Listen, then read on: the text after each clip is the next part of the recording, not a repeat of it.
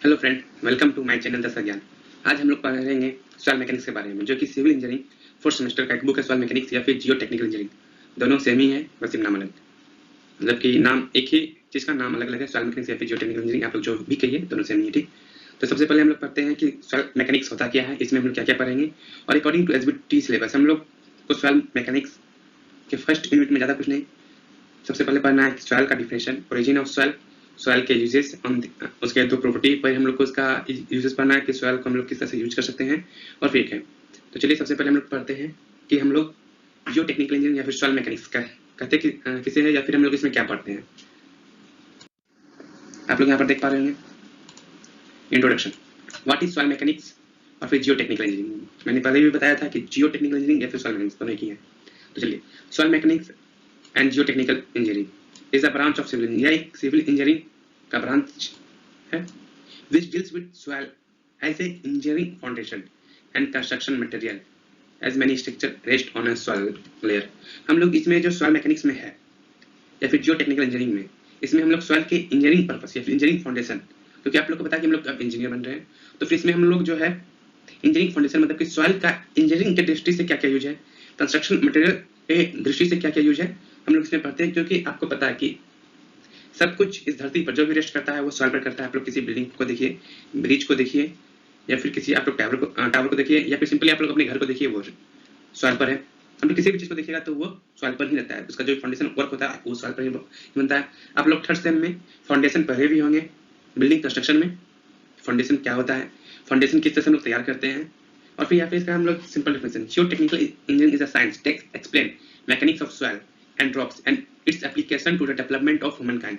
मतलब कि हम लोग सॉइल मैकेनिक्स में जो सॉइल के बारे में पढ़ते हैं उसको हम लोग किस तरह से अपने ह्यूमन काइंड में यूज करते हैं, बट एज ए इंजीनियर, क्योंकि सॉइल का बहुत सारा यूज भी होता है और भी एक्स्ट्रा यूज होता है कि सॉइल में हम लोग खेती कर सकते हैं, बट वो जो खेती कर सकते हैं वो किसी और काम में आ गया, उसका अलग ब्रांच है, उसका स्टडी अलग है, एग्रीकल्चर में पढ़ते हैं। बट हम लोग as engineer, as a construction material, soil का क्या यूज है वो हम लोग इसमें पढ़ते हैं जियो टेक्निकल इंजीनियरिंग में। तो चलिए अब हम लोग पढ़ेंगे ओरिजिन ऑफ सॉइल, मतलब कि सॉइल का जो फाउंडेशन है, सॉइल का ओरिजिन जन्म कैसे हुआ।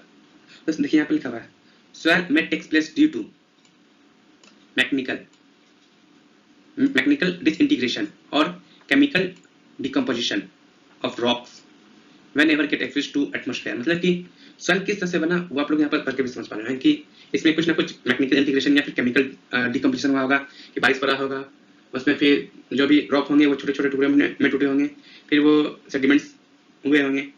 तो चलिए यहाँ पर और थोड़ा सा, due to various weathering agent like change in temperature, absorption force like wind, hydration, oxidation, this rock particle get converted into small particles which is called soil और अर्थ क्रस्ट। मतलब कि जो एक रॉक है उस पर बहुत सारा जैसे केमिकल कुछ इफेक्ट पड़ा होगा, बारिश पड़ता है उसका कुछ प्रेशर आया होगा, कुछ ना कुछ पर फोर्स अप्लाई हुआ होगा, जिससे वो छोटे छोटे टुकड़े में टूट करके वो सॉइल बनते हैं। फिर यहाँ पर हम लोग एक और सिंपल है, soil is form due to disintegration and decomposition of rocks by the process known as weathering। It may also form decomposition of organic material, igneous rock, could form molten state, example graphite, basalt, diorite, example limestone and sandstone। मतलब इससे बहुत सारे example हैं। अगर हम लोग igneous rock, आप लोगों ने इस igneous rock के बारे में बहुत अच्छे से बिल्डिंग कंस्ट्रक्शन में पढ़ा होगा कि igneous rock किस तरह से फॉर्म होता है, ये आप लोगों को बताया होगा।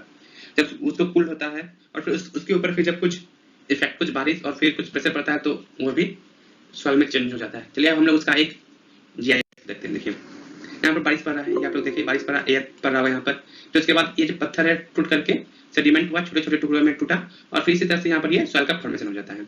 ठीक है, डिफिनेशन ऑफ सॉइल हम लोग पढ़ने जा रहे हैं।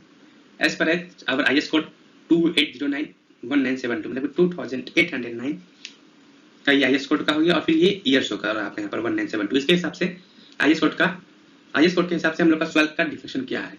हम लोगों ने आईएस कोड बहुत सारे पढ़ा था अपनी टंकी टेक्नोलॉजी, और फिर बिल्डिंग कंस्ट्रक्शन में भी कुछ आईएस कोड हम लोगों ने पढ़ा था। तो चलिए यहाँ पर हम लोग सॉइल का डिफिनेशन देखते हैं एज पर IS code. Soil is defined as sediments और other consolidated accumulation of solid particles. तो चलिए यहाँ तक देखते हैं, सॉइल क्या है, सेडिमेंट्स है, छोटा छोटा टुकड़ा है अनकॉन्सोलिडेटेड, जिसका कि साइज एक ही नहीं हो, एक्युमुलेशन सब एक जगह, मतलब कि ये बहुत सारे छोटे छोटे टुकड़े जिसका कि साइज सेम नहीं है उस जगह इकट्ठा हो गया है, जिसको हम लोग सॉइल कहते हैं। और सॉइल प्रोड्यूस कैसे हुआ है, physical and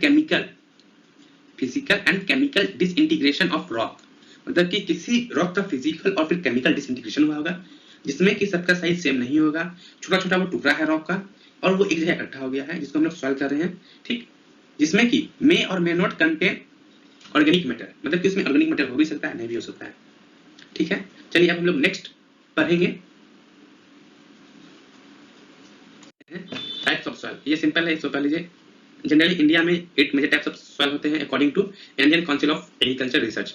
alluvial soil, black soil, red soil, red soil, research soil, mountain soil, saline and alkaline soil, peaty and marshy soils. ये तरह के इंडिया में सॉइल होते हैं, आप लोग इसको देख लीजिए। चलिए अब हम लोग नेक्स्ट पढ़ते हैं इसमें importance of soil in civil engineering. Civil engineering में इसका क्या इंपॉर्टेंस है? तो हम लोग के सिलेबस में इसका दो तरह से पढ़ना है, एज ए कंस्ट्रक्शन मटेरियल और as a foundation of bed for structure. मतलब कि कंस्ट्रक्शन मटेरियल में हम लोग सॉइल का क्या यूज करते हैं और फिर फाउंडेशन जो हम लोग बनाते हैं किसी भी स्ट्रक्चर का, उसमें इसका क्या यूज है। तो आपको पता है क्ले, आप लोगों ने बिल्डिंग कंस्ट्रक्शन में ब्रिक किस तरह से फॉर्म होता है इसके बारे में पढ़ा होगा। ब्रिक का साइज क्या होता है, ब्रिक में किस किस कौन कौन सा मटेरियल, कौन कौन सा कंपाउंड रहता है, ये आप लोगों ने पढ़ा था। तो आपको पता है कि क्ले का यूज ब्रिक बनाने में होता है और ब्रिक किस में यूज होता है, किसी भी चीज का बिल्डिंग बनाने में, मतलब कि बिल्डिंग को बनाने में as a construction material. Brick एक मेन कंस्ट्रक्शन मटेरियल है और ब्रिक किस से बनता है, जनरली क्ले से। यहाँ पर लिखा हुआ है clay, it is used as a masonry material in brick formation, water bound maximum road compacted at optimum moisture blender soil. मतलब कि जब हम लोग रोड का जब बनाते हैं तो उसमें सॉइल को कॉम्पैक्ट किया जाता है और उसके वाटर मॉइस्चर को भी देखा जाता है कि उसमें कितना मॉइस्चर। जब हम लोग पढ़ेंगे आगे तो जो भी रोड फॉर्मेशन जो होता है उसमें कितना वाटर का मॉइस्चर रहना चाहिए, ये सब कुछ नापा जाता है, ना कि जैसे मन तैसे आपका रोड बना दिया जाता है। तो फिर जैसे मन तैसे जब रोड बनता है तो वो 3 दिन में टूट भी जाता है। अगर सब कुछ सही माप में एज ए इंजीनियर अगर उसको जाके डेली चेक कर रहा है कि इसमें उतना मॉइस्चर कंटेंट है या फिर उससे ज़्यादा उससे कम है, तो वहाँ पर रोड खराब हो जाता है। तो यहाँ पर वाटर मतलब कि सॉइल का जो यूज है वो रोड बनाने में होता है। और फिर थर्ड पॉइंट है canal and embankment filling material. आप लोगों ने बिल्डिंग कंस्ट्रक्शन और फिर बिल्डिंग कंस्ट्रक्शन में पढ़ा था कि कैनाल और एम्बैंकमेंट फिलिंग, मतलब एम्बैंकमेंट के बारे में तो आप लोग पढ़े ही थे कि जब हम लोग किसी भी चीज पर मतलब कि हाँ, एक आपको इसका स्लाइड दिखाएंगे, उसमें आप लोग देख लीजिएगा कि एम्बैंकमेंट फिलिंग मतलब कि जब हम लोग इसको वी शेप का कुछ जो बनाते थे ऊपर करके या फिर ग्राउंड लेवल से जब ऊपर करते थे, या फिर आप लोग कहीं कहीं पर ट्रेन पर देखे होंगे, ट्रेन का जो रेल बिछाया जाता है उसमें आप लोग देखे होंगे कि जहाँ जिस एरिया में बाढ़ जाता है तो उसको थोड़ा सा ग्राउंड लेवल से ऊपर उठा दिया जाता है, तो उसको हम लोग एम्बैंकमेंट कहते हैं। तो वहाँ पर एम्बैंकमेंट में जो पहले होता है, पहले मिट्टी दिया जाता है, फिर साइड से रॉक दिया जाता है कि वो मिट्टी कहीं जाने। तो यहाँ पर हम लोग सॉइल का use as a construction material embankment filling में भी करते हैं। और फिर फोर्थ पॉइंट है रिवर प्रोटेक्शन वर्क और फिर returning work. River protection work आप लोग देखे होंगे कि जब आप लोग छठ पूजा में गंगा जी में जाते हैं अर्घ जाने के लिए, तो वहाँ पर एक स्लोप टाइप का बना हुआ रहता है, इस तरह का स्लोप रहता है कि आप लोग यहाँ पर से जा करके यहाँ पर अर्घ सब देते हैं। ठीक, तो ये जो है आपका ये यहाँ पर रिवर के लिए रिटर्निंग वर्क का काम कर रहा है कि पानी इधर ना आ जाए। ये जितना ज्यादा रहता है उतना अच्छा रहता है कि पानी जो है उधर नहीं आ जाए। ठीक, तो ये हो गया कंस्ट्रक्शन मटेरियल के हिसाब से। अब हम लोग इसका foundation for bed, foundation bed for structure, मतलब कि हम लोग इसका फाउंडेशन पर्पस से पढ़ेंगे कि सिविल इंजीनियरिंग में सॉइल का यूज फाउंडेशन पर्पस से क्या होता है। तो जनरली हम लोग इसका फाउंडेशन पर्पस में एक ही यूज कि कितना अच्छा से हम लोग किसी भी स्ट्रक्चर का फाउंडेशन दे सकते हैं। और फिर जब हम लोग किसी भी बिल्डिंग को बनाते हैं तो उसका स्ट्रक्चर में हम लोग सब कुछ चेक करते हैं। पहले रॉक चेक करते हैं, मूरम, हार्ड मूरम, सॉफ्ट मूरम, etc। और जब आप लोगों ने पढ़ा होगा बिल्डिंग कंस्ट्रक्शन में कि जब तक हम लोग को हार्ड मूरम या फिर हार्ड सॉइल या फिर रॉक नहीं मिल जाता है तब तक, या फिर हम उसमें हार्ड लेयर क्रिएट नहीं करते तब तक हम उसके ऊपर से कोई भी स्ट्रक्चर नहीं क्रिएट कर सकते हैं। तो इसका सबसे पहला हो गया फाउंडेशन बेड फॉर स्ट्रक्चर।